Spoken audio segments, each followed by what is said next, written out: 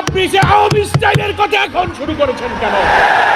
খুব সাবধান হয়ে কথা বলবেন। কোন জায়গায় হাত দিয়েছেন? ধর্ম ব্যবসায়ী আমরা না। ভোট যখন আসে তখন টুপি কিনে মসজিদে যান, এটাই হলো ধর্ম ব্যবসা। একটু আগায় তো আরেকটা ঝামেলা। ফলে বাংলাদেশের সরকার, অন্তর্বর্তীকালীন সরকারকে একটি অবাধ, একটি নিরপেক্ষ গ্রহণযোগ্য নির্বাচনের পথেও যেমন ষড়যন্ত্র আছে, তেমনি আওয়ামী লীগ পতিত স্বৈরাচার বিদায় নেওয়ার পরেও এখন আওয়ামী লীগ রাজনীতির ময়দানে নেই, তারা পালিয়ে গেছে। 300 এমপি, এত মন্ত্রী কেউ খুঁজে পাওয়া যাচ্ছে না।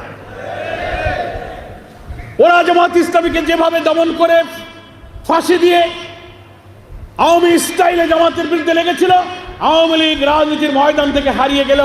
এখন নতুন করে ষড়যন্ত্র হচ্ছে, শুধু দেশের বিরুদ্ধে নয়, জামাতের বিরুদ্ধে আওয়ামী স্টাইলে বিরোধিতা শুরু হয়েছে।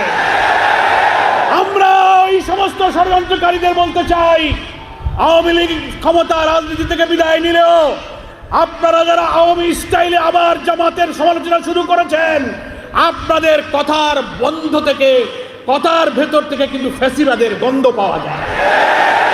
ওরা জামাত ইসলামীকে ধর্ম ব্যবসায়ী বলেছিল, ওরা স্বাধীনতা বিরোধী বলেছিল, ওরা ৭১ বলেছিল। আপনি যে আওয়ামী স্টাইলের কথা এখন শুরু করেছেন কেন? জামাত ইসলামের বিরুদ্ধে যারা ষড়যন্ত্র করেছে, ইতিহাসে তারা পতিত স্বৈরাচার হয়ে বিদায় গ্রহণ করেছে। খুব সাবধান হয়ে কথা বলবেন। কোন জায়গায় হাত দিয়েছেন? যে মহান আন্দোলনের প্রতি আল্লাহর করুণা এবং ক্ষমা, বড় বড় শক্তিধররা এই আন্দোলনকে নির্মূল করার চেষ্টা করে নিজেরাই নির্মূল হয়ে গেছে। আপনারা সেই অপরিণামদর্শী পথে পা বাড়াবেন না, আপনাদেরকে কিন্তু সেই পথেই হয়তো পরিণাম ভোগ করতে হবে।